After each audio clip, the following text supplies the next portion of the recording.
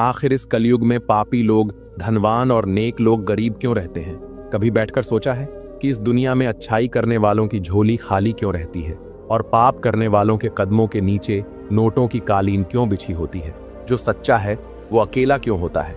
जो ईमानदार है वो परेशान क्यों रहता है? और जो दूसरों की मदद करता है उसी का हाथ सबसे पहले क्यों झटक दिया जाता है? आपने भी देखा होगा वो बुजुर्ग जो पूरी जिंदगी दूसरों के भले में लगा रहा, आज अपनी दवा के लिए रिश्तेदारों के आगे हाथ फैलाता है। और वहीं वो आदमी जिसने अपने कर्मचारियों का हक खा लिया, हर महीने एक नई गाड़ी खरीदता है और हर शाम जश्न मनाता है। क्या ऊपर वाले को ये सब नहीं दिखता? क्या भगवान की आंखों पर पट्टी बंधी है या फिर सच्चाई कुछ और है? हमने बचपन में सुना था सत्य परेशान हो सकता है लेकिन पराजित नहीं, मगर अब लगता है ये बातें सिर्फ किताबों तक ही अच्छी लगती हैं। आज का सच ये है कि जो चालाक है वही आगे है, जो झूठा है वही सम्मानित है और जो निर्दोष है वो सबसे ज्यादा चोट खाता है। दर्शक बंधु, ये सभी सवाल आपके मन में कभी न कभी जरूर उठते होंगे। आज इन्हीं सवालों का जवाब एक कथा के माध्यम से जानेंगे, क्योंकि भगवान के घर में देर है, अंधेर नहीं। तो चलिए कथा को आरंभ करते हैं। लेकिन आगे बढ़ने से पहले आपको बता दें कि गरुड़ पुराण में कहा गया है कि कथा हो या सीख, अगर बीच में छोड़ दिया जाता है तो वह पाप की श्रेणी में आता है। तो आपसे निवेदन है कि वीडियो को अंत तक पूरा देखें, और अगर आप एक सनातनी है तो वीडियो को लाइक करके चैनल को सब्सक्राइब जरूर कर लें। तो चलिए कथा शुरू करते हैं। एक घना पावन जंगल था। ऊंचे ऊंचे वृक्ष, पत्तों की सरसराहट और दूर से आती वन्य जीवों की आवाजें, जंगल की गंभीरता में मानो कोई अदृश्य शक्ति गूंज रही हो। उसी रहस्यमय वातावरण में एक घोड़े की टापों की आवाज सुनाई दे रही थी। यह थे राजकुमार ध्रुवराज, जो परम तेजस्वी और धर्मप्रिय बालक थे। वे अपने घोड़े को लेकर इस गहरे जंगल में बहुत तेजी से बढ़ते जा रहे थे। सुबह से दोपहर और फिर सांझ होने लगी, परंतु उनके साथी कहीं दिखाई नहीं दिए। अब राजकुमार को यह आभास हो चला था कि वे इस जादुई से प्रतीत होते जंगल में मार्ग भटक गए हैं और अपने साथियों से बिछड़ चुके हैं। थकावट और व्याकुलता से उन्होंने एक विशाल पेड़ के नीचे घोड़े को रोका और नीचे उतर आए। सूर्य छिप चुका था और अंधकार धीरे धीरे पूरे वन को ढकने लगा था। चारों ओर वन्य जीवों की भयंकर आवाजें गूंजने लगी थीं। अब इस अंधकारमय जंगल से बाहर निकलना कठिन हो गया था। राजकुमार ध्रुवराज विराटगढ़ के राजा का एकमात्र संतान थे। उन्हें वन में भ्रमण करने और शिकार खेलने का बहुत शौक था। वे जब भी शिकार पर जाते अपने माता पिता से विधिपूर्वक अनुमति लेते और अपने मित्रों के साथ वन में प्रवेश करते।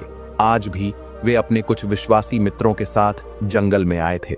सभी ने आपस में यह निश्चय किया कि वे अलग अलग दिशाओं में जाकर शिकार खोजेंगे, जिससे वन्य प्राणी जल्दी मिल सके। राजकुमार अपने हाथ में धनुष बाण लेकर वन में घूम ही रहे थे कि उनकी दृष्टि एक अत्यंत विचित्र हिरणी पर पड़ी। वह कोई सामान्य हिरणी न थी। उसके सिर पर एक स्वर्ण मुकुट था और उसके शरीर पर सूर्य की किरणें झिलमिलाते बालों को और भी दिव्य बना रही थीं। यह दृश्य देखकर राजकुमार एक क्षण को ठिठक गए। ऐसी अनुपम और विलक्षण हिरणी उन्होंने अपने जीवन में पहली बार देखी थी। पहले तो उनका मन हुआ कि वह उसे बाण से शिकार बना ले, परंतु फिर उनके भीतर के धर्म ने उन्हें टोका। यह कोई सामान्य प्राणी नहीं, यह तो किसी दिव्य लोक की प्रतीत होती है। क्यों न इसे जीवित पकड़ा जाए। उन्होंने धनुष बाण को वापस रखा, कंधे पर टांगा और घोड़े को एड़ लगाई। राजकुमार का उद्देश्य था कि जैसे ही घोड़ा पास पहुंचे वे छलांग लगाकर उस हिरणी को पकड़ लें, परंतु जैसे ही उन्होंने गति बढ़ाई वह स्वर्ण मुकुटधारी हिरणी उनकी ओर देखने लगी। उसकी बड़ी बड़ी आंखों में जैसे कोई रहस्य छिपा था। ऐसा प्रतीत हुआ कि वह राजकुमार की भावना को भांप गई हो। हिरणी ने एक तेज छलांग लगाई और बिजली की गति से घने जंगल में विलीन हो गई। राजकुमार ने घोड़े को अपनी संपूर्ण शक्ति से दौड़ाया, लेकिन हिरणी की चपलता और गति इतनी तीव्र थी कि वह पल भर में ही ओझल हो गई। अब राजकुमार की बेचैनी और भी बढ़ गई। उन्होंने चारों ओर भटक भटक कर उसे खोजने का प्रयास किया, पर वह कहीं नहीं मिली। धीरे धीरे रात गहराने लगी। अंधकार पूरे वन में फैल चुका था। अब ना कोई साथी दृष्टिगोचर था, ना ही वापसी का मार्ग। भूख और प्यास भी उन्हें सताने लगी, क्योंकि भोजन का सामान तो उनके मित्रों के पास था। इसी बेचैनी में वे आगे बढ़ते रहे और तभी उनकी दृष्टि एक विशाल वृक्ष पर पड़ी। उस वृक्ष की शाखाओं से लाल लाल चमकीले फल लटक रहे थे। वह फल सेब जैसे प्रतीत होते थे। राजकुमार ने सोचा, यह कोई जंगली रसदार फल होंगे। जिनसे मेरी भूख प्यास मिट सकती है। सोचते ही वे पेड़ पर चढ़ने लगे। जैसे ही उन्होंने एक फल की ओर हाथ बढ़ाया, तभी एक गंभीर रहस्यमयी स्वर गूंजा, सावधान, यह फल मत तोड़ना। राजकुमार एकदम चौंक गए, तुरंत हाथ पीछे खींच लिया और चारों ओर देखने लगे, पर उन्हें कोई नजर नहीं आया। मन विचलित हुआ, यह स्वर किसका था? क्या कोई अदृश्य शक्ति मुझे चेतावनी दे रही है? राजकुमार की जिज्ञासा और बढ़ गई। उन्होंने ऊंचे स्वर में पुकारा, कौन है? कौन मुझे फल तोड़ने से रोक रहा है? पर कोई उत्तर नहीं मिला। उन्होंने फिर 2-3 बार पूछा, फिर भी कोई उत्तर नहीं। थक कर उन्होंने दोबारा फल तोड़ने के लिए हाथ बढ़ाया। तभी और भी तीव्र स्वर गूंजा, नहीं राजकुमार, यह फल मत तोड़ो। यदि तुमने इसे तोड़ा तो तुम्हारे हाथों से किसी निरपराध मनुष्य का वध हो जाएगा। यह सुनकर राजकुमार स्तब्ध रह गए। उनका मन कई प्रश्नों से भर गया। ये कौन है जो उन्हें अदृश्य रूप से मार्ग दिखा रहा है? ये कोई भ्रम था या वास्तव में कोई दिव्य चेतावनी? परंतु वे कोई जोखिम नहीं उठाना चाहते थे। उन्होंने अपनी कमर से खंजर निकाला और हाथ में कसकर पकड़ लिया। फिर बोले, जो भी हो, मेरे समक्ष आओ और बताओ कि तुम कौन हो। मैं सुबह से भूखा प्यासा भटक रहा हूँ। यदि यह फल तुम्हारे हैं तो मैं उसका मूल्य देने को तैयार हूँ। उन्होंने चारों ओर नजरें दौड़ाईं, परंतु केवल ऊंचे वृक्ष, कुछ पक्षी और वन्य पशु ही दिखे। कोई मानव तो दूर दूर तक न था। आखिरकार थककर वे पेड़ से नीचे उतर आए। चारों ओर घूमकर उस रहस्यमयी चेतावनी देने वाले को ढूंढने लगे, पर बहुत देर तक खोजने पर भी कोई न मिला। अब उनकी भूख असहनीय हो चुकी थी। उन्होंने खुद से कहा, यदि यहाँ कोई होता तो अब तक सामने आ चुका होता। शायद यह मेरा भ्रम ही था। फिर वे पुनः पेड़ पर चढ़े और बोले, अब मेरी भूख मेरी विवेक शक्ति पर भारी पड़ रही है। यदि यह फल किसी के हैं तो वह आकर मूल्य ले ले, वरना मैं इसे तोड़ने को विवश हूं। गुस्से में उन्होंने झटके से एक फल तोड़ लिया, परंतु जैसे ही वह फल उनकी हथेली में आया, संपूर्ण जंगल में एक करुण चीख गूंज उठी, जैसे किसी पर तीव्र शस्त्र चला दिया गया हो। और फिर एक अत्यंत रहस्यमयी, हृदय कंपा देने वाली आवाज आई, राजकुमार, तुम्हारे हाथों एक निर्दोष आत्मा का अंत हो गया। यह सब तुम्हारे कारण हुआ है। जैसे ही यह वाक्य राजकुमार के कानों में पड़ा, उसका हृदय जोर जोर से धड़कने लगा। वह चौंक कर इधर उधर देखने लगा, पर वहां कोई नहीं था। उसकी सांसें तेज हो गईं और उसने कांपती आवाज में पुकारा, कौन हो तुम? सामने आओ। ये सब क्या रहस्य है? लेकिन उसे कोई उत्तर नहीं मिला। राजकुमार स्तब्ध खड़ा रहा। तभी उसकी दृष्टि अपने हाथ में पकड़े उस फल पर पड़ी, और जो उसने देखा उसने उसकी आत्मा तक को कंपा दिया। फल से लाल रंग का रक्त टपक रहा था। यह देखकर वह भयभीत हो उठा और घबराहट में उस फल को जमीन पर फेंक दिया। जैसे ही फल धरती से टकराया, उसमें से अग्नि भड़क उठी। एक जलता हुआ शोला ऊपर उठा और पल भर में वह फल राख बन गया। राजकुमार की आंखें विस्मय से फैल गईं। उसने फिर पेड़ की ओर देखा। अब तो बाकी फल भी विचित्र प्रतीत हो रहे थे, मानो उनके भीतर भी रक्त भरा हो। राजकुमार भय और जिज्ञासा से थर्राने लगा। वह पेड़ से नीचे कूद पड़ा और बड़बड़ाने लगा, यह तो सच में खून था। ये कैसे संभव है? आखिर ये फल क्या हैं? इनमें रक्त क्यों है? उसकी आवाज कांप रही थी। तभी एक गंभीर और दिव्य स्वर गूंजा, ये फल नहीं है राजकुमार, ये मनुष्य हैं, और मनुष्य में रस नहीं, रक्त होता है। राजकुमार ने चौंक कर पीछे देखा और सामने खड़े एक तेजस्वी वृद्ध को देखा। उनकी आंखों में गहराई थी और उनके चेहरे से दिव्य प्रकाश झलक रहा था। राजकुमार भय और आश्चर्य से सिहर उठा। वृद्ध पुरुष ने गेरुए वस्त्र धारण किए थे।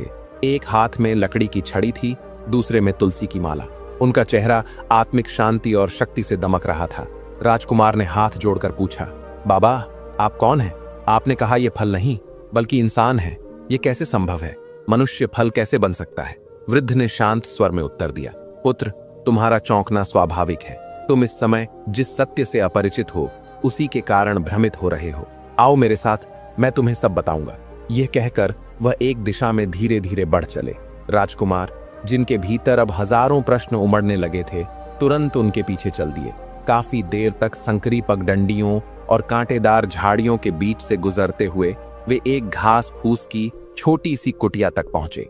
कुटिया भीतर से अत्यंत सरल थी। जमीन पर एक चटाई बिछी थी, कोने में एक मिट्टी का घड़ा और कुछ बर्तन रखे थे। सब कुछ तपस्वी जीवन की गवाही दे रहा था। राजकुमार की आंखों में अब भी असमंजस और चिंता थी। बाबा ने उसे स्नेहपूर्वक बैठने का संकेत दिया और स्वयं भी सामने बैठ गए। फिर वे बोले, पुत्र, तुम सुबह से भूखे प्यासे हो, पहले कुछ अन्न जल लो, फिर हम बात करेंगे। राजकुमार ने सहमति में सिर हिलाया। बाबा ने मटके से शीतल जल निकाला और उसके सामने रखा। फिर वे एक बड़ी थाली लाए और जमीन पर रख दी। वह थाली खाली थी, पर जैसे ही वह रखी गई उसमें अपने आप 3 प्रकार के स्वादिष्ट व्यंजन प्रकट हो गए। यह देखकर राजकुमार विस्मित रह गया। उसकी आंखें आश्चर्य से फैल गईं और वह बोला, बाबा, क्या आप कोई जादूगर हैं? बाबा मुस्कुराकर बोले, नहीं पुत्र, मैं कोई मायावी नहीं हूं। जादूगर तो छल करते हैं, मैं तो एक साधक हूं। यह तो तुम्हारी श्रद्धा है जो तुम्हें चमत्कार प्रतीत हो रहा है। अभी भोजन करो, फिर इस जंगल का रहस्य तुम्हें बताऊंगा। भूख से व्याकुल राजकुमार ने बाबा की बात मानी और भोजन करने लगा। जैसे ही पहला कौर मुंह में गया, उसे ऐसा स्वाद महसूस हुआ जो उसने जीवन में कभी नहीं चखा था। यह भोजन साधारण नहीं था, इसमें कोई दिव्य पवित्रता समाई थी। जब भोजन समाप्त हो गया, बाबा ने शांत स्वर में कहा, पुत्र, मेरा नाम वज्रसेन है। मैं पिछले 10 वर्षों से इस जंगल में तपस्या और ध्यान कर रहा हूं, लेकिन यह जंगल सदैव ऐसा नहीं था। राजकुमार ध्रुवराज की जिज्ञासा अब और भी बढ़ गई थी। उन्होंने प्रश्न भरी दृष्टि से बाबा की ओर देखा। बाबा का स्वर गंभीर होता गया। उन्होंने अपनी बात आगे बढ़ाई, बेटा, आज से 10 वर्ष पहले यह स्थान कोई साधारण जंगल नहीं था। यह एक दिव्य और समृद्ध राज्य था जिसका नाम था वज्रगढ़। वह राज्य अपनी संपन्नता, धर्मप्रियता और न्याय के लिए दूर दूर तक विख्यात था। वहां के राजा बड़े ही पुण्यात्मा, धर्मनिष्ठ और न्यायप्रिय शासक थे। उनकी प्रजा उन्हें अपने पिता तुल्य मानती थी, क्योंकि वे दिन रात प्रजा के कल्याण के लिए कार्य करते रहते थे। राजकुमार धैर्यपूर्वक सुन रहे थे। बाबा ने आगे कहा, राजा की एकमात्र संतान थी राजकुमारी स्वर्णलता। वह अपने पिता के समान ही करुणामयी, ज्ञानी और धर्मपरायण थी। वह न केवल सुंदर थी, बल्कि अत्यंत बुद्धिमान और साहसी भी थी। वह राजकीय कार्यों में अपने पिता की सहायक बनकर सदैव प्रजा की भलाई में जुटी रहती थी। वह केवल एक राजकुमारी नहीं, बल्कि इस राज्य की रक्षक भी थी। बाबा का स्वर अब और गहरा हो गया, परंतु बेटा, हर चमकती चीज सोना नहीं होती और हर सुखी राज्य सदा सुखी नहीं रहता। एक दिन ऐसा हुआ कि सब कुछ बदल गया। वह दिव्य राज्य धीरे धीरे इस अभिशप्त जंगल में बदल गया और इस रहस्य की जड़ उस राजमहल से जुड़ी हुई है। राजकुमार अब और भी व्याकुल हो उठा। वह जैसे हर शब्द को आत्मा से सुन रहा था।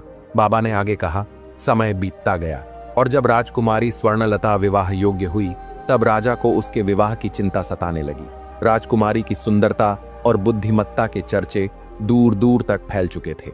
अनेकों राजाओं और राजकुमारों ने अपने विवाह प्रस्ताव भेजे, लेकिन राजा चाहते थे कि उनकी पुत्री का विवाह किसी ऐसे व्यक्ति से हो जो शूरवीर, धर्मात्मा, न्यायप्रिय और योग्य शासक हो। राजा ने निर्णय किया कि वह स्वयं योग्य वर की खोज करेगा। एक दिन महल में भव्य दरबार सजा। चारों ओर दीपों की ज्योति फैली थी। दरबार में सब रत्न जटित वस्त्रों में सजे हुए दरबारी बैठे थे। तभी एक विचित्र घटना घटी। दरबार में एक अद्भुत सन्नाटा छा गया, क्योंकि एक अजनबी युवक का प्रवेश हुआ। वह युवक अत्यंत काला और कुरूप था। उसने काले रंग का लंबा चोगा पहना हुआ था, जिसकी आस्तीनें जमीन तक फैली थीं। उसकी लाल आंखों में अजीब सी चमक थी, जो देखने वालों को असहज कर रही थी। दरबारी उसे एकटक देखने लगे। ऐसा विकराल चेहरा उन्होंने कभी नहीं देखा था। राजकुमारी स्वर्णलता भी उस दरबार में उपस्थित थी। जब उसकी दृष्टि उस व्यक्ति पर पड़ी तो वह अनायास ही कांप उठी। राजा ने गंभीर स्वर में पूछा, कौन हो तुम और दरबार में आने का कारण क्या है? वह युवक हल्के से मुस्कुराया और कठोर आवाज में बोला, महाराज, मैं जादू नगरी का राजकुमार हूँ। मेरा नाम है काला जादूगर और मैं यहाँ एक विशिष्ट उद्देश्य से आया हूँ। राजा और दरबारी आश्चर्यचकित होकर उसकी ओर देखने लगे। तभी वह जादूगर बोला, मैंने राजकुमारी स्वर्णलता की सुंदरता और बुद्धिमत्ता की प्रशंसा सुनी है और मैं उससे विवाह करना चाहता हूँ। यह सुनते ही पूरा दरबार हिल उठा। कुछ दरबारी आपस में फुसफुसाने लगे, कुछ हंस पड़े और कुछ उसे विस्मय से देखने लगे। राजकुमारी स्वर्णलता का चेहरा भय और घृणा से कठोर हो गया। राजा की भवें तन गईं। उन्होंने क्रोधित स्वर में कहा, तुम्हारी यह बात कहने की हिम्मत कैसे हुई? किसी राजकुमारी के लिए केवल राजकुमार होना ही पर्याप्त नहीं होता, उसमें चरित्र, शौर्य और धर्म की भावना भी होनी चाहिए। और तुम तो अपनी छवि से ही भय उत्पन्न कर रहे हो। लेकिन वह काला जादूगर तनिक भी विचलित नहीं हुआ। उसने गहरी सांस ली और बोला, राजा, सुंदरता बाहरी नहीं, अंतरात्मा की होती है और मैं जो चाहता हूँ उसे किसी भी कीमत पर प्राप्त करता हूँ। यह सुनते ही राजा के साथ साथ पूरे दरबार में रोष फैल गया। सभी को यह जानकर आक्रोश हुआ कि वह कुरूप, अज्ञात और तंत्र विद्या में पारंगत व्यक्ति इतनी बड़ी मांग लेकर दरबार में आया है। राजा की आंखें क्रोध से लाल हो गईं उन्होंने कड़कते स्वर में आदेश दिया, अब तुरंत यहां से चले जाओ, नहीं तो इस गुस्ताखी की ऐसी सजा मिलेगी जिसे युगों तक याद रखा जाएगा। एक और शब्द कहा तो तुम्हें बंदी गृह में डाल दिया जाएगा। लेकिन काला जादूगर राजा की इस धमकी से भी डरा नहीं। वह आगे बढ़ा और राजकुमारी का हाथ पकड़ लिया। ये देखकर पूरा दरबार स्तब्ध रह गया। जादूगर गुर्रा कर बोला, अगर किसी में साहस है तो आकर मुझे रोक कर दिखाओ। राजकुमारी स्वर्णलता भय से कांप उठी। राजा का क्रोध अब सीमा पार कर चुका था। उन्होंने सैनिकों को आदेश दिया, इस पापी को पकड़ लो, अभी इसे समाप्त कर दो। राजा का आदेश सुनते ही कई सैनिक तलवार लेकर उसकी ओर लपके, परंतु काला जादूगर शांत नहीं रहा। उसने एक हाथ ऊपर उठाया और मंत्र पढ़ने लगा। देखते ही देखते उसकी हथेली से अग्नि की ज्वालाएं निकलने लगीं। सैनिकों को संभलने का अवसर तक नहीं मिला। वह अग्नि उनके शरीर से लिपट गई और वे वहीं राख हो गए। महल में त्राही त्राही मच गई। कुछ दरबारी डर के मारे भागने लगे, कुछ बेहोश होकर गिर पड़े। राजकुमारी पूरी शक्ति से अपना हाथ छुड़ाने की कोशिश करने लगी, लेकिन जादूगर की पकड़ लोहे जैसी सख्त थी। वह उसे महल से बाहर घसीट कर ले जाने लगा। स्वर्णलता चिल्ला रही थी, मुझे छोड़ दो प्रभु, कोई मुझे बचाए। लेकिन जादूगर पर उसका कोई प्रभाव नहीं पड़ रहा था। सैनिक एक एक करके उस दुष्ट जादूगर को रोकने का प्रयास कर रहे थे, परंतु वह अपनी तंत्र शक्ति से सबको एक एक कर मृत्यु के घाट उतारता जा रहा था। चारों ओर हाहाकार मच गया था। इसी बीच राजकुमारी स्वर्णलता की दृष्टि पास खड़े एक सैनिक की तलवार पर पड़ी। बिना देर किए बिजली जैसी फुर्ती से उसने तलवार म्यान से खींच ली और संपूर्ण साहस के साथ पूरी शक्ति से वह तलवार जादूगर के वक्षस्थल में भोंक दी। जादूगर की आंखें चौड़ी हो गईं। वह पीड़ा से कराह उठा। उसकी पकड़ ढीली पड़ गई और वह राजकुमारी को छोड़ते हुए पीछे हट गया। उसके मुख से एक भयानक चीख निकली और उसके शरीर से काले धुएं का गुब्बार उठने लगा। पूरा महल स्तब्ध हो गया। सभी की आंखें उस जादूगर पर टिक गईं, जो अब धीरे धीरे धरती पर गिर रहा था। उसकी आंखें खुली की खुली रह गईं और कुछ ही क्षणों तक तड़पने के बाद वह शांत हो गया।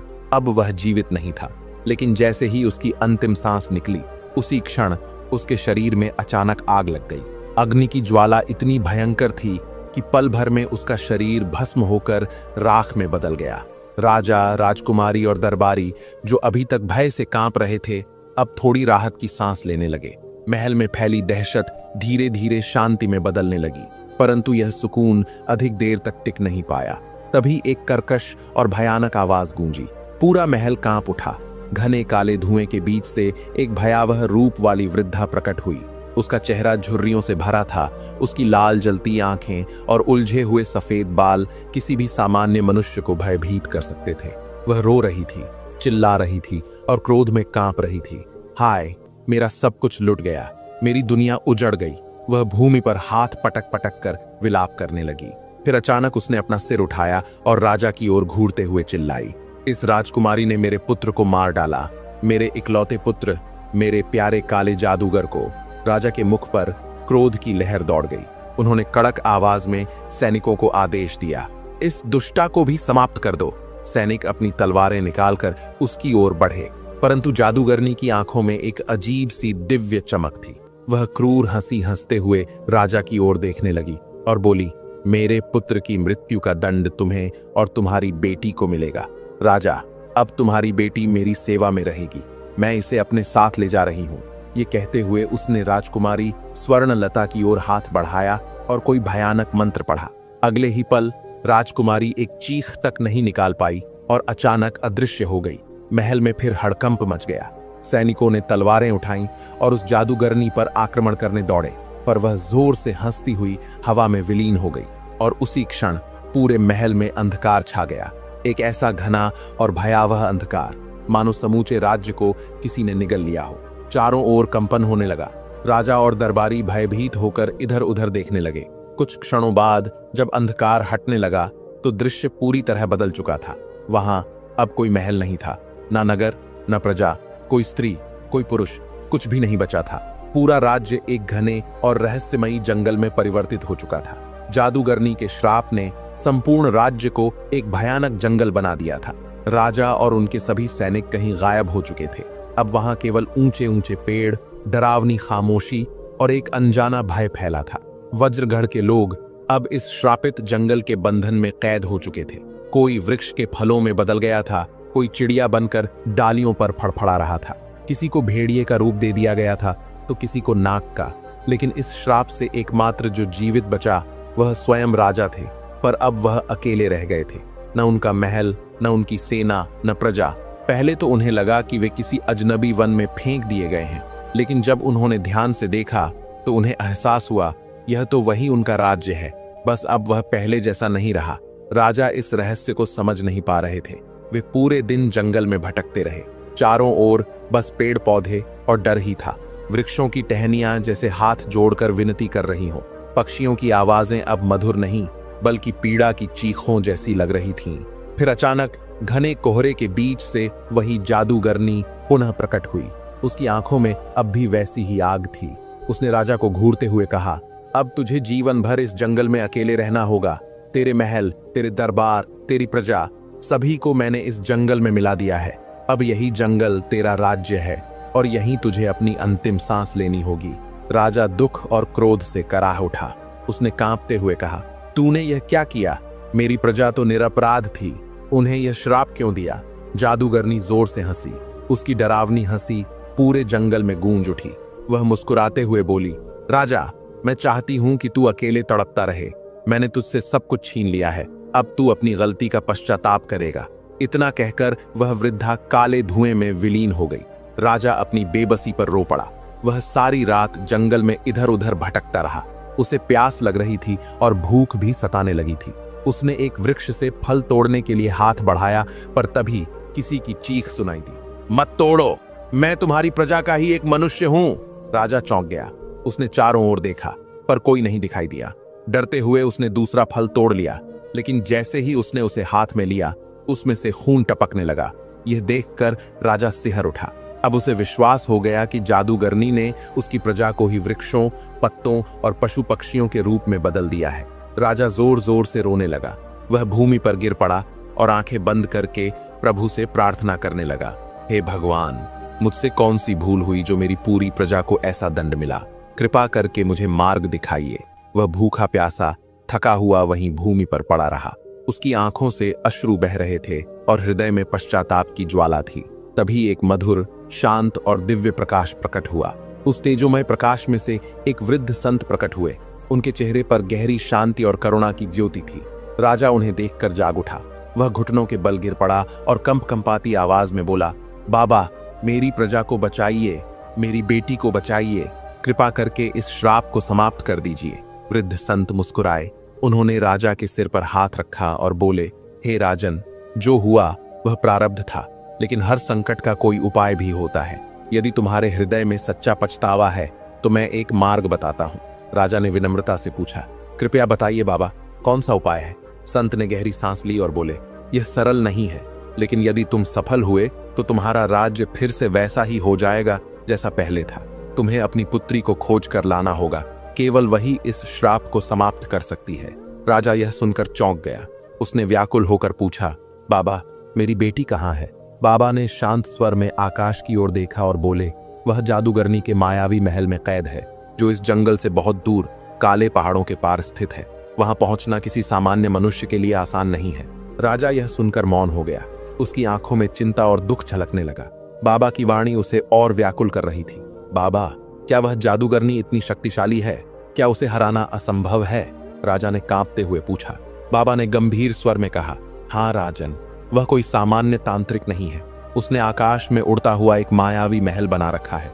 वहां पहुंचना अत्यंत कठिन है। उसका पुत्र काला जादूगर राजकुमारी स्वर्णलता से अत्यधिक प्रेम करता था, लेकिन अपनी ही गलती से वह उसी के हाथों मारा गया। अब वह जादूगरनी बदले की आग में जल रही है और राजकुमारी को किसी भी कीमत पर नहीं छोड़ेगी। वह दुष्ट, छलपूर्ण और अत्यंत शक्तिशाली मायावी है। उससे टक्कर लेना किसी सामान्य मानव के लिए संभव नहीं है। राजा दुखी होकर बोले, तो क्या इस श्राप से छुटकारा पाने का कोई मार्ग नहीं है? क्या मेरी बेटी और प्रजा को बचाया नहीं जा सकता? बाबा मुस्कुराए और बोले, हे राजन, धैर्य रखो, प्रभु की लीला अपार है। इस जंगल में एक दिन एक विशेष राजकुमार आएगा जो इस राज्य और तुम्हारी मुक्ति का कारण बनेगा। वही जादूगरनी से युद्ध करेगा, राजकुमारी को मुक्त करेगा और प्रजा को इस श्राप से छुटकारा दिलाएगा। राजा की आंखों में आशा की किरण जागी। उसने जल्दी से पूछा, कौन है वह राजकुमार? मैं उसे कैसे पहचानूंगा? बाबा ने गंभीर स्वर में कहा, उसकी एक विशेष पहचान होगी। उसके बाजू पर एक सितारे के आकार का तिल होगा, और जब वह इस जंगल में शिकार खेलने आएगा तब उसे एक सुनहरे मुकुट वाली हिरनी दिखाई देगी। वह राजकुमार उस सुनहरी मुकुट वाली हिरनी को पकड़ने का प्रयास करेगा, लेकिन इसी प्रयास में वह अपने साथियों से बिछड़ जाएगा और फिर तुम्हारे पास पहुंचेगा। उस समय तुम उसे सब कुछ विस्तार से बता देना, क्योंकि वही राजकुमार तुम्हारे और इस राज्य के उद्धार का कारण बनेगा। बाबा की बातें सुनकर राजकुमार ध्रुवराज के मन में आश्चर्य की लहर दौड़ गई।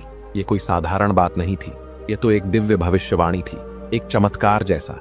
वह मन ही मन सोचने लगा और उसकी आंखों में गहरी जिज्ञासा और विस्मय छलक उठा। उसने धीमी आवाज में पूछा, क्या आपने कहा कि मैं ही वह राजकुमार हूं? बुजुर्ग ने एक लंबी सांस ली, फिर शांत स्वर में बोले, हाँ बेटा, यही सत्य है। तुम्हारे बाजू पर वह विशेष तिल है जो एक सितारे की तरह चमकता है, और तुमने उस हिरनी को भी देख लिया है जिसके सिर पर स्वर्ण मुकुट था। यही वे संकेत हैं जिनका यह अभिशप्त जंगल 10 वर्षों से इंतजार कर रहा था। राजकुमार ध्रुवराज का हृदय तेजी से धड़कने लगा। वह उन घटनाओं को याद करने लगा जो हाल ही में उसके साथ हुई थीं, परंतु उसके मन में अब भी थोड़ा संदेह था। उसने बुजुर्ग की ओर देखा और धीरे से पूछा, आप कौन हैं? क्या आप वही संत हैं जो कभी राजा से मिलने आए थे? बुजुर्ग की आंखें एक पल को नम हो गईं। उन्होंने एक लंबी सांस ली और बोले, नहीं बेटा, मैं कोई संत नहीं हूं। मैं स्वयं वही अभागा राजा हूं जिसे उस दुष्ट जादूगरनी ने श्राप देकर इस जंगल में कैद कर दिया। राजकुमार के मुख से एक धीमी चीख निकल गई। उसकी आंखें हैरानी से फैल गईं। आप वही राजा हैं? राजा ने सिर झुका लिया और कहा, हाँ बेटा, जब वह असली संत मुझसे मिलने आए थे तब उन्होंने मुझे धैर्य रखने को कहा था।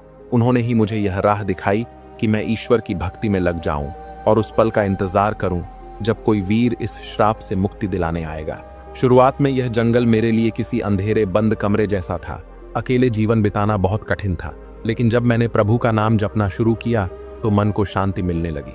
समय बीतता गया और आज 10 वर्षों के लंबे तप के बाद तुम मेरे सामने खड़े हो। राजकुमार ध्रुवराज को यह सब किसी दिव्य स्वप्न जैसा लग रहा था।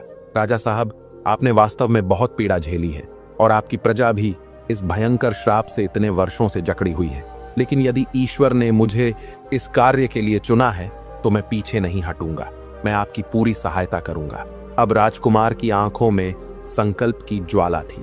उसने राजा से कहा, मैं न केवल उस जादूगरनी का अंत करूंगा बल्कि राजकुमारी को भी मुक्त कराऊंगा और इस श्रापित जंगल में जो भी बंदी हैं उन्हें फिर से जीवन दूंगा। बस आप बताइए, मुझे उस जादूगरनी तक कैसे पहुंचना है और उससे युद्ध कैसे करना है। यह सुनकर राजा की आंखें भर आईं। उन्होंने राजकुमार को गले से लगा लिया और बोले, बेटा, अब यही तेरे जैसे परमवीर का काम है। बस तू ही हमारी अंतिम आशा है। राजा ने फिर उसे विस्तार से बताया कि उस जादूगरनी के उड़ते हुए महल तक कैसे पहुंचा जा सकता है और वहां उसे हराने के लिए क्या क्या करना आवश्यक होगा।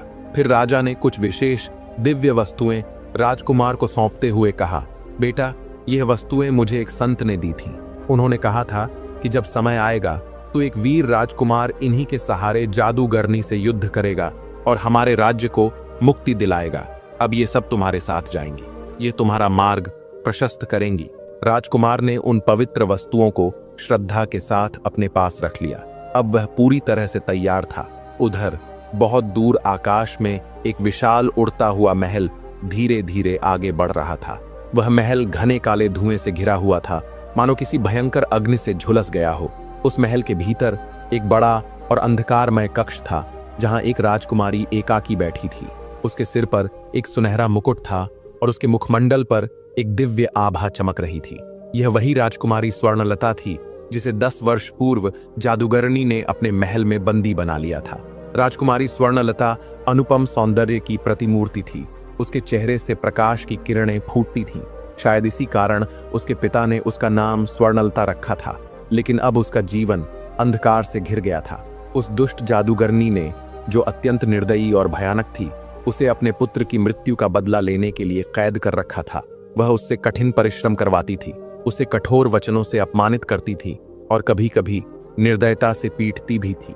राजकुमारी पर एक तांत्रिक जादू कर दिया गया था जिससे वह चाहकर भी उस जादूगरनी को कोई हानि नहीं पहुंचा सकती थी, लेकिन वह फिर भी हर दिन ईश्वर का स्मरण करती रहती थी और आशा का दीपक अपने हृदय में जलाए रखती थी।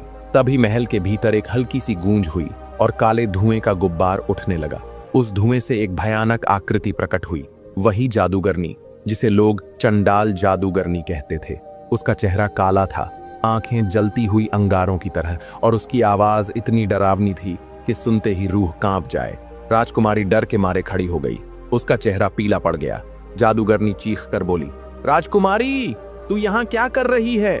मैंने कहा था महल के सभी फर्श चमकने चाहिए और तू आराम कर रही है। क्या तुझे फिर से सजा चाहिए? राजकुमारी कांपती हुई बोली, मैं अभी उठने ही वाली थी, पर उसके शब्द गले में ही अटक गए। चंडाल जादूगरनी उसकी ओर घूरती हुई हंसने लगी। उसकी हंसी में एक अमानवीय क्रूरता थी। राजकुमारी ने कांपते हुए स्वर में कहा, तुमने कहा था कि मुझे केवल 10 वर्षों तक ही बंदी बनाकर रखोगी और फिर मुझे मुक्त कर दोगी। अब 2 दिन बाद पूरे 10 वर्ष पूरे हो जाएंगे। चंडाल जादूगरनी ने पहले राजकुमारी को ध्यान से देखा, फिर व्यंग्य भरी मुस्कान के साथ बोली, वाह, तो तुमने तो पूरा हिसाब किताब रखा है। फिर वह तिरस्कार से हंसते हुए बोली, ठीक है, 10 साल पूरे हो गए हैं, अब बस 2 दिन और इंतजार कर लो। 2 दिन बाद मैं तुम्हें सच में मुक्त कर दूंगी, वह भी सदा के लिए। राजकुमारी यह सुनकर चौंक गई। क्या मतलब? उसने कांपते स्वर में पूछा। जादूगरनी ने दांत पीसते हुए कहा, तुम्हें पता है मैंने तुम्हें क्यों बंदी बनाया? बीते 10 वर्षों से मैं एक शक्तिशाली तांत्रिक साधना कर रही हूँ। ये साधना ठीक 10 साल में पूरी होती है। अब 2 दिन बाद मैं तुम्हारी आत्मा को शरीर से अलग कर दूंगी और अपनी आत्मा को तुम्हारे शरीर में प्रवेश करा दूंगी। तब मैं फिर से जवान और सुंदर बन जाऊंगी। मेरी यह डरावनी सूरत सदा के लिए मिट जाएगी। यह कहकर वह जोर जोर से हंसने लगी। उसकी हंसी इतनी भयावह थी कि महल की दीवारों से टकराकर गूंज उठी। राजकुमारी स्वर्णलता के पैरों के नीचे से जमीन खिसक गई।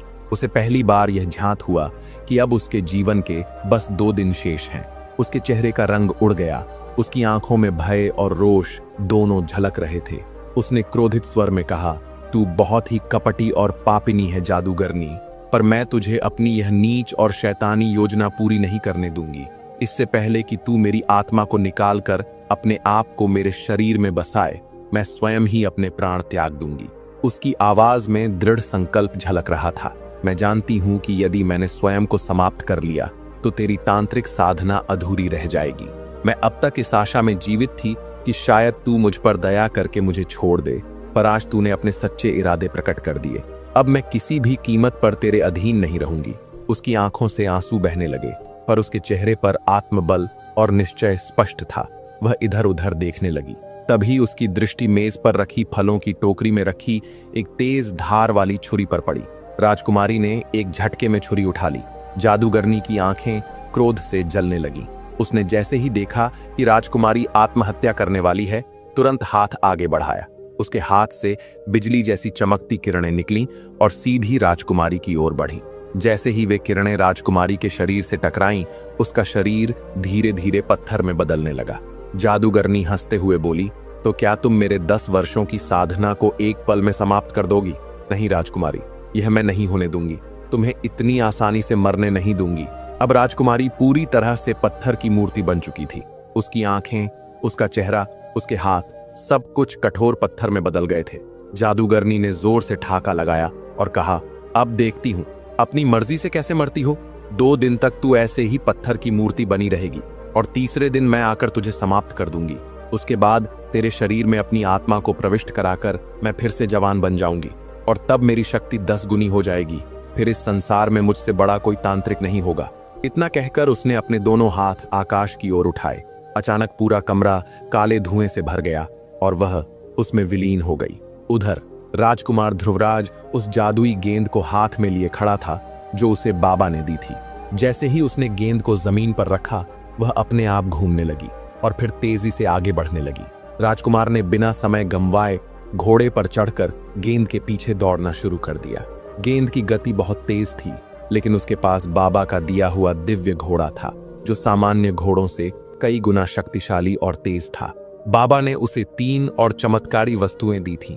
एक तलवार जो स्वयं दुश्मनों को पहचानकर उन पर वार करती थी, एक अंगूठी जो हर रहस्य को जानने की शक्ति देती थी, और एक जादुई टोपी जिससे वह अदृश्य हो सकता था।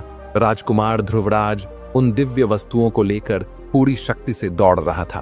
गेंद के पीछे चलते हुए वह घने जंगलों को पार करता हुआ एक विशाल रेगिस्तान में पहुंच गया। चारों ओर सिर्फ सुनहरी रेत और ऊंचे ऊंचे टीले थे, लेकिन उसका दिव्य घोड़ा बिना रुके आगे बढ़ता जा रहा था। कुछ ही समय बाद राजकुमार एक विशाल नदी के किनारे पहुंच गया। जैसे ही वह वहां पहुंचा, बाबा की दी हुई जादुई गेंद अचानक गायब हो गई। राजकुमार चौंक गया। उसने चारों ओर देखा, घोड़े की लगाम खींची और नीचे उतर आया, लेकिन जैसे ही उसके पैर जमीन पर पड़े, उसका घोड़ा भी हवा में विलीन हो गया। अब वह बिल्कुल अकेला था। न जंगल, न रास्ता, न घोड़ा और न ही मार्ग दिखाने वाली गेंद। उसके सामने केवल विशाल लहरों से भरी नदी थी और दूसरी ओर दूर तक फैला सुनसान रेगिस्तान। राजकुमार ने गहरी सांस ली और मन ही मन सोचने लगा, अब मुझे क्या करना चाहिए। वह नदी के किनारे खड़ा होकर ऊंची आवाज में पुकारने लगा, सुनहरे मगरमच्छ बाहर आओ, मेरा नाम राजकुमार ध्रुवराज है। उसकी आवाज चारों ओर गूंजने लगी। कुछ ही पलों में नदी का पानी तेजी से हिलने लगा, लहरें उठीं और नदी के बीच से एक विशाल सुनहरा मगरमच्छ उभर कर सामने आया। उसकी चमकती हुई सुनहरी चमड़ी सूर्य की किरणों में अद्भुत प्रकाश बिखेर रही थी। वह इतना विशाल था कि पहली ही दृष्टि में राजकुमार का हृदय जोरों से धड़कने लगा। मगरमच्छ ने भारी आवाज में पूछा, क्या तुम ही राजकुमार ध्रुवराज हो? अपनी पहचान का प्रमाण दो। राजकुमार थोड़ी देर चौंक कर खड़ा रहा, फिर उसने अपने बाजू को ऊपर उठाते हुए कहा, देखो, यह मेरे बाजू पर सुरमई रंग का सितारे जैसा तिल है और यह अंगूठी जो मुझे उस वृद्ध राजा ने दी थी तुम्हें दिखाने के लिए। मगरमच्छ ने ध्यान से देखा। उसकी गहरी आंखों में एक हल्की चमक आ गई और वह बोला, बिल्कुल ठीक, यही पहचान मुझे बताई गई थी। फिर वह थोड़ा आगे आया, अपने विशाल जबड़े खोलते हुए बोला, राजकुमार, तुम्हें सुनहरे रंग का एक विशेष फूल लाना होगा जो इस दलदल के सबसे गहरे भाग में छिपा है। वहां तक पहुंचना किसी मनुष्य के लिए संभव नहीं है, लेकिन मैं तुम्हें अपने मुख के भीतर छिपाकर वहां तक ले जा सकता हूं। राजकुमार थोड़ी देर सोच में पड़ गया, क्या इस पर भरोसा करे या नहीं। मगरमच्छ के विशाल दांत देखकर उसके मन में डर की हल्की लहर उठी, लेकिन उसे स्मरण आया कि वह हार मानने नहीं आया है। यदि मुझे राजकुमारी को बचाना है तो हर संकट को पार करना ही होगा। उसने गहरी सांस ली, अपनी तलवार कमर में कसकर रखी और मगरमच्छ के पास आकर बोला, मैं तैयार हूं। मगरमच्छ ने गंभीर स्वर में कहा, इस सुनहरे फूल की 3 पत्तियां होंगी। जब तुम इन्हें तोड़कर खाओगे तो तुम्हारे भीतर एक दिव्य शक्ति आ जाएगी। फिर कोई भी तांत्रिक राक्षसी, उनके भाले, तलवारें या जादुई अस्त्र शस्त्र तुम्हें छू भी नहीं पाएंगे। लेकिन ध्यान रखना, जब मैं अपना मुंह खोलूं तुम तुरंत फूल तोड़कर मेरे अंदर लौट आना। अगर जरा भी देर हुई तो उस फूल की रक्षा करने वाले काले साए तुम्हें पकड़ लेंगे और फिर कोई तुम्हें नहीं बचा सकेगा। राजकुमार ध्रुवराज ने गंभीरता से सिर हिलाया। उसका दिल जोरों से धड़क रहा था, पर उसने अपने डर को अपने चेहरे पर प्रकट नहीं होने दिया। वह धीरे धीरे मगरमच्छ के पास गया, गहरी सांस ली और उसके मुंह के भीतर जाकर बैठ गया। मगरमच्छ ने अपने जबड़े धीरे धीरे बंद कर लिए। चारों ओर घना अंधेरा छा गया। राजकुमार को लगा मानो वह किसी अंधेरी और तंग सुरंग में आ गया हो। मगरमच्छ धीरे धीरे पानी में उतरने लगा। पहले ठंडी लहरें महसूस हुईं, फिर जैसे जैसे वह नीचे गया सन्नाटा गहराता गया। राजकुमार को लगने लगा कि वह किसी अनजानी और रहस्यमय दुनिया की ओर बढ़ रहा है। काफी समय तक जल के भीतर सफर करने के बाद अचानक मगरमच्छ की चाल धीमी हो गई। राजकुमार समझ गया कि अब वे उस रहस्यमयी हरे दलदल तक पहुंच चुके हैं। अब वह पूरी तरह तैयार था। मगरमच्छ ने धीरे से अपना मुंह खोला। जैसे ही वह खुला, राजकुमार की आंखें चमक उठीं। उसके सामने एक अद्भुत सुनहरा फूल था जिसमें 3 पत्तियां थीं। उन पत्तियों से तेज सुनहरी किरणें निकल रही थीं, मानो वे स्वयं प्रकाश का स्रोत हो। राजकुमार ने बिना समय गंवाए छलांग लगाई, फुर्ती से फूल को तोड़ा और तुरंत ही फिर से मगरमच्छ के मुंह में आ गया। ठीक उसी समय एक भयानक गूंज के साथ चीख सुनाई दी, हाय, हमारा पवित्र फूल वह राजकुमार ले गया। उसने इतनी तेजी से फूल तोड़ा कि हम कुछ कर ही नहीं सके। चारों ओर रहस्यमयी आवाजें गूंजने लगीं, जैसे कोई अदृश्य शक्तियां क्रोध में कांप रही हों। लेकिन राजकुमार के मुख पर एक हल्की मुस्कान थी। वह जानता था उसने सही समय पर सही निर्णय लिया है। सुनहरा मगरमच्छ अब पूरी गति से दलदल से बाहर निकलने लगा। वह पानी में तेजी से तैरता हुआ नदी के किनारे आ पहुंचा। वहां पहुंचते ही उसने मुंह खोला और राजकुमार बाहर कूद गया। ताजी हवा उसके चेहरे से टकराई और उसने राहत की सांस ली। तुम्हारा बहुत बहुत धन्यवाद मेरे मित्र। राजकुमार ने मगरमच्छ की पीठ पर हाथ फेरते हुए कहा, अगर तुमने मेरी मदद ना की होती तो मैं कभी भी यह फूल नहीं ला सकता था। मगरमच्छ ने गंभीरता से कहा, धन्यवाद बाद में देना राजकुमार, पहले जल्दी से इस फूल की पत्तियां खा लो। अगर देर करोगे तो यह फूल गायब हो जाएगा और वापस हरे दलदल में चला जाएगा, तब इसे पाना लगभग असंभव हो जाएगा। राजकुमार ने एक पल की भी देरी नहीं की, उसने फौरन फूल की पत्तियां तोड़ी और मुंह में डाल ली। मगरमच्छ की बात सुनते ही राजकुमार ने बिना देरी किए सुनहरे फूल की पत्तियां तोड़कर खा ली। जैसे ही पत्तियां उसके गले से नीचे उतरी, उसे अपने शरीर में एक अजीब सी ताकत महसूस हो रही थी। ऐसा लगा जैसे उसके अंदर अपार शक्ति समा रही हो। उसके हाथों में फुर्ती सी आ गई, मांसपेशियां फौलाद जैसी महसूस होने लगीं और आंखों के सामने सब कुछ पहले से अधिक साफ और ज्यादा दूर तक दिखने लगा। राजकुमार ने अपनी मुट्ठी भींची और उत्साह से बोला, ओ सुनहरे मगरमच्छ, मुझे ऐसा लग रहा है जैसे मेरे अंदर देवताओं की शक्ति आ गई हो।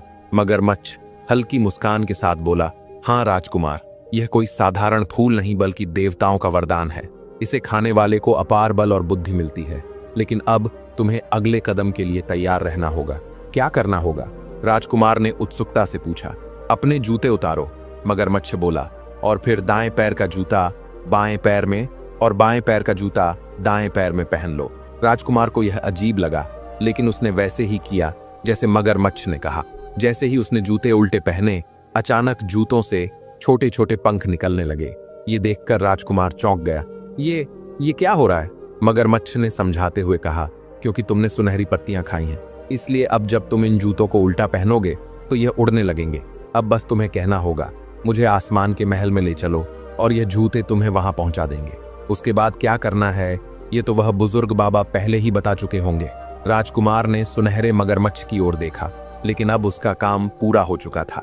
बिना कुछ कहे मगरमच्छ पानी में उतर गया और कुछ ही पलों में समुद्र की लहरों में विलीन हो गया। अब राजकुमार ने अपने जूतों की ओर देखते हुए कहा, ओ पंखों वाले जूतों, मुझे उड़ने वाले महल में ले चलो जहां जादूगरनी रहती है। बस इतना कहना था कि जूते हलचल में आ गए। अगले ही पल राजकुमार का शरीर जमीन से ऊपर उठने लगा। वह धीरे धीरे हवा में ऊंचा उठता चला गया और फिर तेजी से आकाश में बढ़ने लगा। उसके चारों ओर बादल दौड़ने लगे। ठंडी हवा उसके चेहरे से टकरा रही थी। अब वह सीधे उस जादुई महल की ओर बढ़ रहा था जहां उसकी असली परीक्षा होने वाली थी। राजकुमार तेजी से हवा में ऊपर उठता जा रहा था। ठंडी हवाएं उसके चेहरे से टकरा रही थीं और चारों ओर घने बादल उमड़ रहे थे। कई घंटों तक उड़ते रहने के बाद उसे सामने काले बादलों के बीच एक भयानक, डरावना और विशाल उड़ता हुआ एक महल दिखाई दिया। महल गहरे काले रंग का था, मानो अंधकार ने उसे अपने भीतर समेट लिया हो। जैसे ही उसकी नजर उस रहस्यमयी महल पर पड़ी, उसने अपनी तलवार के दस्ते को और भी मजबूती से पकड़ लिया। अभी वह महल की ओर कुछ ही दूर बढ़ा था कि अचानक उसके सामने 4 विशाल सांप प्रकट हुए। यह कोई साधारण सांप नहीं थे। इनके विशाल चमकते हुए पंख थे और वे तेजी से उड़ते हुए उसकी ओर बढ़े। उनकी आंखों में आग जैसी चमक थी और मुंह से जहरीली नीले रंग की लपटें निकल रही थीं।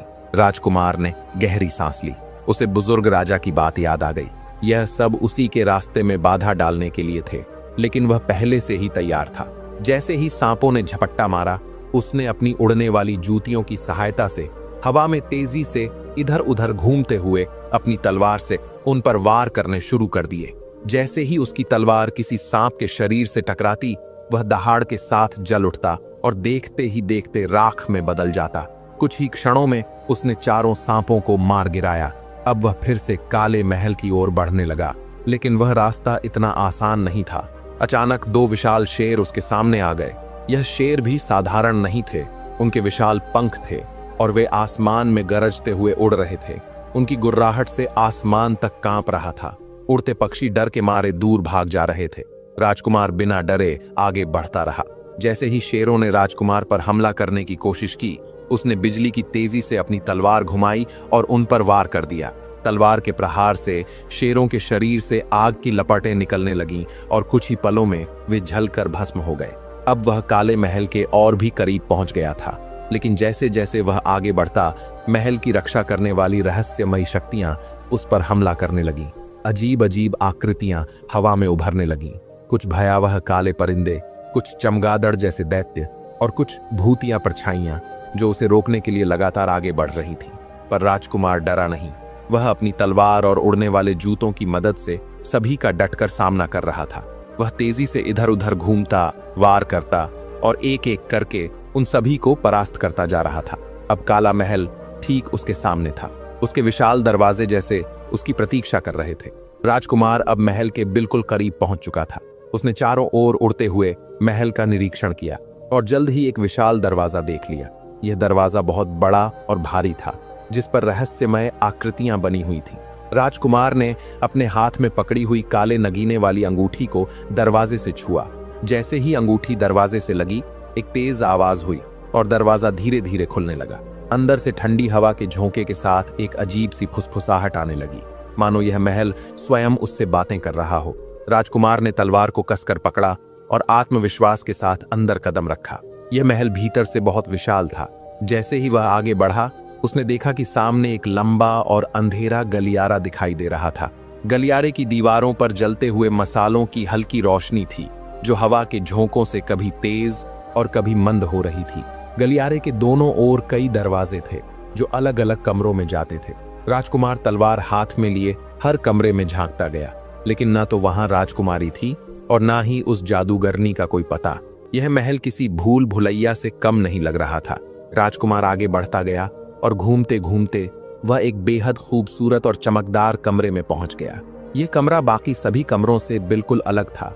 इसकी दीवारें सुनहरी थीं, फर्श पर मुलायम रेशमी कालीन बिछे हुए थे और हवा में हल्की हल्की दिव्य खुशबू तैर रही थी। राजकुमार को इस बात का जरा भी अंदाजा नहीं था कि कमरे के एक कोने में दीवार से टिककर जादूगरनी चुपचाप खड़ी थी। वह बहुत क्रोध में थी। दरअसल जादूगरनी को पहले से ही यह झात हो चुका था कि राजकुमार महल में पहुंच चुका है। उसने अपने जादुई आईने में देख लिया था कि राजकुमार किस तरह उड़ते हुए महल की ओर बढ़ रहा है और रास्ते में उसकी रक्षक राक्षसी शक्तियों को परास्त करता जा रहा है। जैसे ही राजकुमार उस कमरे में पहुंचा, जादूगरनी ने अवसर देखकर अचानक एक कोने से छलांग लगाई और उसके सामने आकर खड़ी हो गई। उसकी आंखें अग्नि के समान जल रही थीं। उसने डरावनी आवाज में पूछा, रुक जाओ, कौन हो तुम? मेरे महल में आने की तुम्हारी हिम्मत कैसे हुई? राजकुमार ने उसके भयानक रूप को देखा। उसका चेहरा झुर्रियों से भरा था, आंखें गहरे लाल रंग की थीं और लंबे उलझे हुए बाल उसके सिर से नीचे तक लटक रहे थे। लेकिन राजकुमार जरा भी विचलित नहीं हुआ। वह आगे बढ़ा और कठोर स्वर में बोला, जादूगरनी, मैं तुम्हें ही ढूंढ रहा था। मेरा नाम जादूगर पारस है और मुझे तुम्हारे पास स्वयं जादू देवता ने भेजा है। यह सुनते ही जादूगरनी की आंखों में संदेह उत्पन्न हुआ। उसने टेढ़ी मुस्कान के साथ पूछा, जादू देवता ने क्यों भेजा तुम्हें? राजकुमार को भली भांति झांत था कि जादूगरनी की शक्ति उसके सुर्ख लाल बालों में छिपी एक काली लट में थी। जब तक उस काले बाल को अलग नहीं किया जाता, तब तक उसे परास्त करना असंभव था। बुजुर्ग राजा ने यह रहस्य राजकुमार को पहले ही बता दिया था और यह भी बताया था कि चालाकी से उस काले बाल को कैसे तोड़ा जा सकता है। इसीलिए राजा ने उसे एक विशेष नगीने वाली अंगूठी दी थी। जैसे ही यह अंगूठी जादूगरनी के मुख में जाती, वह बेहोश हो जाती और फिर राजकुमार उसके सिर से वह काला बाल निकाल सकता था। इसके अलावा राजा ने उसे एक खास टोपी भी दी थी, जिस पर जादूगरनी का कोई भी तांत्रिक प्रभाव काम नहीं कर सकता था। राजकुमार को एक उपाय सूझा। उसने गंभीर स्वर में कहा, मुझे जादू देवता ने यह बताने के लिए भेजा है कि तुम बहुत बड़ी जादूगरनी हो। उन्होंने यह भी बताया कि तुम किसी सुंदर युवती को मारकर उसके शरीर पर अधिकार करने वाली हो। इससे तुम्हें न केवल नई जवानी मिलेगी, बल्कि सौंदर्य भी प्राप्त होगा। जादूगरनी अब पूरी तरह सतर्क हो चुकी थी। उसने आगे बढ़कर राजकुमार को घूरते हुए कहा, तो फिर तुम्हारा इसमें क्या काम है? राजकुमार ने हल्की मुस्कान के साथ उत्तर दिया, मैं जादू देवता का विशेष पुजारी हूँ। उन्होंने मुझे तुम्हारे पास इसलिए भेजा है कि जब तुम उस सुंदर राजकुमारी का शरीर प्राप्त कर लो, तब मैं तुमसे विवाह कर सकूं। राजकुमार ने आगे बढ़ते हुए कहा, इस तरह तुम और मैं मिलकर अपनी जादुई शक्तियों को अपार बना सकते हैं। जादू देवता ने कहा है कि जब हम दोनों एक हो जाएंगे, तब हम जादू नगरी पर अधिकार कर सकेंगे और उसे अपनी इच्छा अनुसार चला सकेंगे। यह सुनते ही जादूगरनी की आंखों में एक अजीब सी चमक आ गई। उसने कुछ पल के लिए राजकुमार को ध्यान से देखा, फिर संदेह भरी आवाज में बोली, अगर तुम सच कह रहे हो तो फिर तुमने मेरे महल के शकों का नाश क्यों किया? अगर तुम वास्तव में जादू देवता के विशेष पुजारी हो तो तुम्हें किसी मंत्र का उच्चारण करके महल में प्रवेश करना चाहिए था। राजकुमार ने शांत मुस्कान के साथ उत्तर दिया, अगर मैं सीधे महल में चला आता तो तुम मुझ पर शक कर सकती थी, इसलिए मैंने जानबूझकर तुम्हारी रक्षक शक्तियों को हराया ताकि तुम स्वयं अपनी आंखों से मेरी शक्ति को देख सको। मुझे पूरा विश्वास है कि तुमने मुझे उन बलाओं से लड़ते हुए अवश्य देखा होगा। बताओ, क्या कोई साधारण मनुष्य उनका सामना कर सकता था? यह सुनकर जादूगरनी थोड़ी सोच में पड़ गई। उसने अपनी आंखें संकरी कर लीं और गहरी सांस लेते हुए राजकुमार को ध्यान से देखने लगी। राजकुमार को महसूस हुआ कि अब वह उसकी बातों पर भरोसा करने लगी है। अपने नाटक को और भी प्रभावशाली बनाने के लिए राजकुमार ने धीरे से अपनी तलवार जमीन पर रख दी। वह चाहता था कि जादूगरनी को लगे कि वह अब पूरी तरह निश्चिंत है और उसके साथ कोई छल नहीं कर रहा। जैसे ही तलवार जमीन पर गिरी, जादूगरनी के चेहरे पर संतोष की झलक आ गई। वह अब पूरी तरह राजकुमार की बातों पर विश्वास कर चुकी थी। राजकुमार ने विश्वास जगाते हुए कहा, अरे हाँ, मुझे याद आया, जादू देवता ने तुम्हारे लिए एक खास अंगूठी भेजी है। यह अंगूठी तुम्हारी शक्तियों को कई गुना बढ़ा देगी। तुम तुरंत इसका नगीना निगल लो और इस सुंदर लड़की का जीवन समाप्त कर दो। फिर अपनी आत्मा को उसके शरीर में डालकर हमेशा के लिए जवान और सुंदर बन जाओ। फिर राजकुमार थोड़ा और झुका और बोला, हम इस पवित्र कार्य में देर क्यों करें? जैसे ही यह पूरा होगा, हम विवाह करेंगे और फिर जादू नगरी की ओर निकल पड़ेंगे। वैसे वह लड़की कहाँ है? उसे यहाँ बुलाओ, मैं स्वयं उसे समाप्त करना चाहता हूँ। जादूगरनी अब उसकी बातों में पूरी तरह उलझ चुकी थी। उसकी आंखों में भविष्य के सपने तैरने लगे थे। उसने हल्की मुस्कान के साथ हामी भरी और बोली, ठीक है, मैं अभी उसे बुलाती हूँ। यह कहकर जादूगरनी ने अपनी तांत्रिक शक्तियों का प्रयोग किया। एक चमकदार रोशनी चारों ओर फैल गई और कुछ ही पलों में एक सुंदर पत्थर की मूर्ति सामने प्रकट हो गई। राजकुमार यह दृश्य देखकर चौंक गया। अरे, ये तो पत्थर की मूर्ति है, उसने आश्चर्य से कहा। जादूगरनी हल्की हंसी में बोली, मैं पहले यह नगीना खा लूं, फिर अपनी जादुई शक्ति से इसे असली रूप में लाऊंगी। उसके बाद तुम इसे समाप्त कर सकते हो। फिर मैं अपनी आत्मा इसके शरीर में डालकर नया जीवन प्राप्त करूंगी। जैसे ही राजकुमार की दृष्टि पत्थर बनी राजकुमारी पर पड़ी, वह मंत्रमुग्ध हो गया। उसकी सुंदरता अनुपम थी। चेहरे की कोमलता, आंखों की गहराई और संपूर्ण स्वरूप किसी स्वर्गीय देवी के समान प्रतीत हो रहा था। राजकुमार का मन भीतर से एक दिव्य संकल्प कर चुका था, अगर मैं इस जादूगरनी को हराकर इसे मुक्त कराने में सफल हुआ तो मैं इससे विवाह करूंगा। उधर जादूगरनी पूरी तरह राजकुमार के शब्दों में उलझ चुकी थी। उसने बिना कोई संदेह किए राजकुमार द्वारा दी गई अंगूठी के नगीने को अपने मुंह में डाला और निगल लिया। जैसे ही वह नगीना उसके गले से नीचे गया, उसकी आंखें एक पल के लिए फैल गईं। फिर अचानक उसका शरीर कांपने लगा। वह संतुलन नहीं रख पाई और धरती पर गिर पड़ी। राजकुमार को एक पल की भी देरी नहीं करनी थी। उसने तेजी से आगे बढ़कर जादूगरनी के लंबे सुर्ख लाल बालों के बीच वह एक काला बाल खोजा जिसमें उसकी सारी तांत्रिक शक्ति बसी थी। जैसे ही वह बाल मिला, राजकुमार ने बिना समय गंवाए उसे एक झटके में तोड़ दिया। जैसे ही उस काले बाल का संपर्क टूटा, जादूगरनी का शरीर तपने लगा। उसकी चमड़ी स्याह हो गई, उसकी आंखों से लाल रोशनी फूटने लगी और उसके चारों ओर भयानक अंधकार फैल गया। राजकुमार एक क्षण को सहम गया। चारों ओर घना काला धुआं और गहरा अंधकार भर गया। हवा में एक डरावनी सिहरन थी। तभी जादूगरनी की दर्द भरी चीख गूंजी, हाय अफसोस राजकुमार, तूने मुझे छल से मार डाला। उसकी आवाज धीमी होती चली गई और देखते ही देखते उसका शरीर झलकर राख में बदल गया।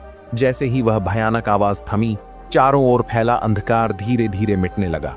राजकुमार ने महसूस किया कि उसका सिर घूम रहा है और जब उसने आंखें खोली तो पाया कि वह फिर से उसी घने जंगल में खड़ा है जहां राज्य वज्रगढ़ के लोग जादू से कैद थे। अब उसके आसपास का वातावरण पूरी तरह बदल चुका था।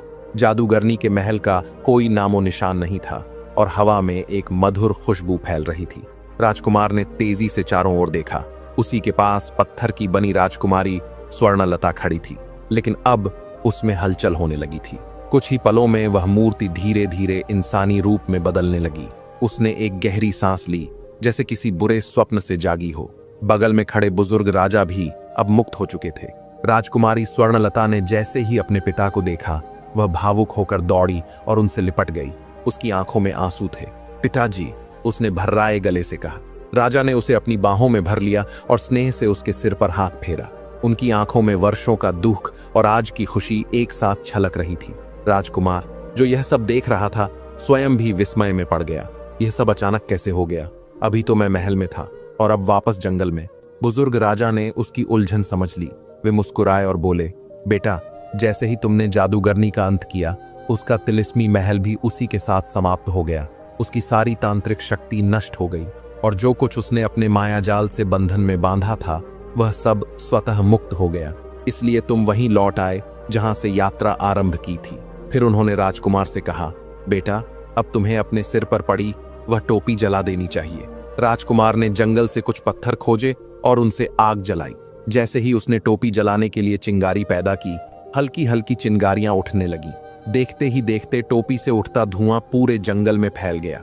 अचानक चारों ओर काले बादल घिर आए, बिजली चमकी और तेज बारिश शुरू हो गई।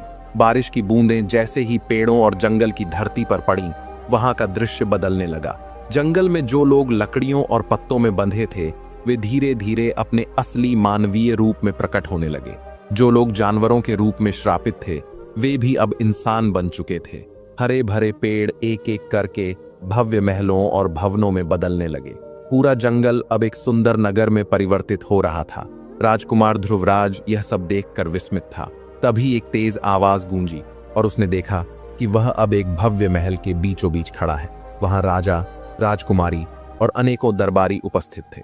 राजा अपने सिंहासन से उठे और राजकुमार की ओर बढ़ते हुए बोले, हे पराक्रमी राजकुमार, तुमने अपने साहस और बुद्धिमानी से हमारे राज्य को इस अभिशाप से मुक्त कर दिया। हम सदा तुम्हारे आभारी रहेंगे। राजकुमार ध्रुवराज ने विनम्रता से सिर झुकाकर राजा को प्रणाम किया। कुछ दिन उसने उस दिव्य राज्य में बिताए जहां हर कोई उसका आदर और सम्मान कर रहा था। पर अब उसके मन में अपने राज्य लौटने की इच्छा जागी। राजा ने पूरे सम्मान और प्रेम से उसे विदा किया। जब वह अपने राज्य पहुंचा तो सबसे पहले अपने पिता राजा से मिला और उन्हें वज्रगढ़ की पूरी कथा सुनाई। राजा यह सब सुनकर चमत्कृत रह गए। फिर राजकुमार ध्रुवराज और राजकुमारी स्वर्णलता के विवाह का प्रस्ताव रखा गया। दोनों राजाओं की सहमति से एक भव्य विवाह हुआ। पूरा राज्य दीपों की रोशनी से जगमगा उठा। हर गली, हर चेहरे पर उत्सव था। नृत्य, संगीत और भक्ति के साथ विवाह संपन्न हुआ। राजकुमार ध्रुवराज और राजकुमारी स्वर्णलता ने प्रेम और न्याय से अपने राज्यों का संचालन किया। उनके शासनकाल में शांति, समृद्धि और धर्म का राज रहा। उन्होंने भगवान के आशीर्वाद से दीर्घायु और सुखमय जीवन जिया। इस कथा से हमें यह सीख मिलती है कि धैर्य, साहस और सच्ची बुद्धि से हर अंधकार को हराया जा सकता है। दर्शक बंधु, कथा अभी यहीं खत्म नहीं होती। अभी हम ये भी जानेंगे कि पापी लोग धनवान और अच्छे लोग गरीब क्यों रहते हैं। दर्शक बंधु, कभी आपने सोचा है कि इस कलयुग में अच्छाई हार क्यों जाती है और पाप जीत क्यों जाता है? जो आदमी सच्चाई से चलता है, जो दिन रात मेहनत करता है, जो किसी का बुरा नहीं सोचता, वही आदमी क्यों तंगी में जीता है? और जो झूठ बोलता है, दूसरों का हक मारता है, रिश्वत लेता है, धोखा देता है, वही क्यों धन, मान और सम्मान के शिखर पर होता है? क्या भगवान देख नहीं रहे? क्या ईमानदारी अब कोई कीमत नहीं रखती? क्या अब बस पाप से ही सफलता मिलेगी? ऐसे सवाल हर उस इंसान के मन में उठते हैं जो सीधा सच्चा जीना चाहता है। और यही इस युग की सबसे बड़ी उलझन है। पर सच्चाई ये है कि भगवान सब देख रहे हैं, वो चुप हैं, अंधे नहीं। जो आज पाप करके हंस रहा है, उसका विनाश शुरू हो चुका है, बस तुम्हें दिख नहीं रहा। पाप का फल मिलता जरूर है, कभी बेटे के रूप में, कभी बीमारी के रूप में, कभी अपमान के रूप में और कभी जीवन की ऐसी तन्हाई में जहां खुद का भी साथ नहीं होता। तुम जिस पापी को आज सफल देख रहे हो, उसका अंत तय है। समय लगेगा, लेकिन उसका झूठ उसकी ही गर्दन पर फंदा बनकर लौटेगा। जो बोया है वही काटना पड़ेगा, यही सृष्टि का नियम है। और नेक आदमी जो संघर्ष कर रहा है, उसका संघर्ष व्यर्थ नहीं जाता। हर आंसू, हर चोट, हर तकलीफ एक तपस्या है, एक तैयारी है। ईश्वर उसे उस मुकाम तक ले जा रहा है जहां पहुंचने के बाद फिर कभी गिरावट नहीं होती। ईमानदार को आज भले ही दुनिया कमजोर समझे, पर ईश्वर उसे अपनी सबसे मजबूत दीवार मानता है। भगवान देर से फैसला करते हैं, पर जब करते हैं तो पूरे संसार को दिखता है कि न्याय क्या होता है। ये कलयुग है, यहाँ झूठ पहले जीतता है, लेकिन सच्चाई अंत में इतिहास बनाती है। धन से बड़ी दौलत चरित्र है। पाप से कमाया हुआ पैसा एक दिन बीमारी, कोर्ट, कर्ज और कलंक में बह जाता है। और जो थोड़ा सा भी सच्चाई से कमाता है, उसका जीवन भले ही साधारण हो, पर मन शांत होता है, आत्मा संतुष्ट होती है। इसलिए अगर आप भी सच्चे हैं तो डटे रहिए, आपका रास्ता मुश्किल जरूर है, लेकिन अंत में आप ही जीतेंगे, क्योंकि भगवान हर किसी का साथ नहीं देते, वो सिर्फ उसी का साथ देते हैं जो सच्चाई के रास्ते पर अकेला भी डटा रहता है। भगवान ईमानदार का साथ देते हैं, चुपचाप लेकिन मजबूती से। वो हर दर्द को गिनते हैं, हर आंसू को समझते हैं, और जब सही समय आता है तो वही इंसान सबके सामने चमकता है जिसके हिस्से सबसे ज्यादा अंधेरे आए थे। इसलिए मत घबराइए, पापी का साम्राज्य अस्थाई है और ईमानदार का संघर्ष स्थायी सम्मान की ओर जाने वाला रास्ता है। बस विश्वास रखिए, कर्म करते रहिए और जान लीजिए भगवान सच्चाई के साथ हैं। इसलिए मत घबराइए, पापी का साम्राज्य अस्थाई है और ईमानदार का संघर्ष स्थायी सम्मान की ओर जाने वाला रास्ता है। बस विश्वास रखिए, कर्म करते रहिए और जान लीजिए भगवान सच्चाई के साथ हैं। अगर ये बात आपके दिल तक पहुंची हो, अगर आप भी इस सच्चाई से जुड़ते हो, तो इस आवाज को आगे बढ़ाइए, इस वीडियो को शेयर करिए और हमारे चैनल को जरूर सब्सक्राइब करिए, क्योंकि यहाँ सिर्फ बातें नहीं होती, यहाँ वो सच बोला जाता है जो आत्मा को छू जाए। मिलते हैं अगले भावनात्मक और सच्चाई से भरे वीडियो में। तब तक याद रखिए, ईमानदारी कभी हारती नहीं, भगवान उसके साथ खड़ा होता है। जय श्री राम।